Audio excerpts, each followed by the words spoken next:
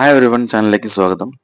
കേരളം, ഗുജറാത്ത്, ആൻഡമാൻ നിക്കോബാർ ദ്വീപുകൾ എന്നിവിടങ്ങളിലെ കടലിൽ നിന്ന് മണലും ധാതുക്കളും ഉൾപ്പെടെ ഖനനം ചെയ്യാൻ കേന്ദ്ര ഖനി മന്ത്രാലയം ടെൻഡർ ക്ഷണിച്ചതാണ് വിവാദത്തിന് വഴി തുറന്നത്. കേരളത്തിൽ ആദ്യഘട്ടത്തിൽ കൊല്ലം ജില്ലയിലെ 242 ചതുരശ്ര കിലോമീറ്റർ പ്രദേശമാകും നിർമ്മാണ ആവശ്യങ്ങൾക്കുള്ള മണൽ ഖനനത്തിന് തുറന്നു കൊടുക്കുക.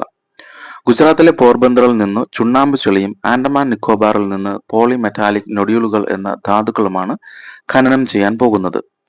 കേരള സംസ്ഥാനത്തിന്റെ അധികാര പരിധിയിലുള്ള 12 നോട്ടിക്കൽ മൈൽ പ്രദേശത്തിനുള്ളിലും അതിനു പുറത്തെ പ്രത്യേക സാമ്പത്തിക മേഖലയിലുമാണ് ഈ മണൽ പർവ്വതങ്ങൾ ഉള്ളത്.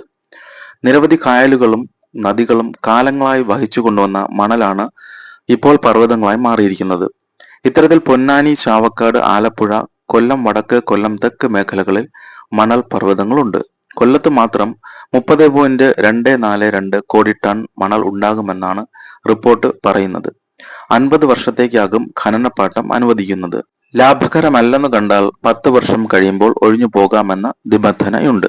2002 offshore areas mineral development and regulation എന്ന നിയമത്തിൽ 2023 കൊണ്ടുവന്ന സുപ്രധാന ഭേദഗതികളാണ് തീരക്കടലിൽ ഉൾപ്പെടെ ധാതു ഖനനത്തിന് വഴി തുറന്നത്. കേന്ദ്ര സർക്കാരിന്റെ നീല സമ്പദ് വ്യവസ്ഥാ നയത്തിന്റെ ചുവടുപിടിച്ചായിരുന്നു ഇത്. രാജ്യത്തിന്റെ സാമ്പത്തിക വളർച്ചയ്ക്ക് കടലിലെ ധാതുക്കളും പ്രകൃതിവാതകങ്ങളും ഉൾപ്പെടെ എല്ലാ വിഭവങ്ങളും ഉപയോഗപ്പെടുത്തുകയാണ് ലക്ഷ്യം.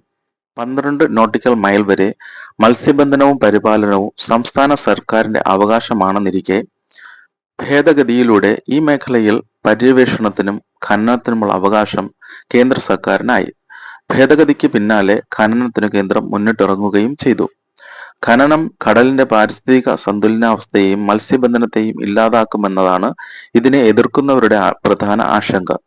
കേരളത്തിന്റെ തീരക്കടലിലും പുറത്തുമായി 40,000-ഓളം യന്ത്രവൽകൃത പരമ്പരാഗത യാനങ്ങൾ മീൻ പിടിക്കുന്നുണ്ടെന്നാണ് കണക്ക്.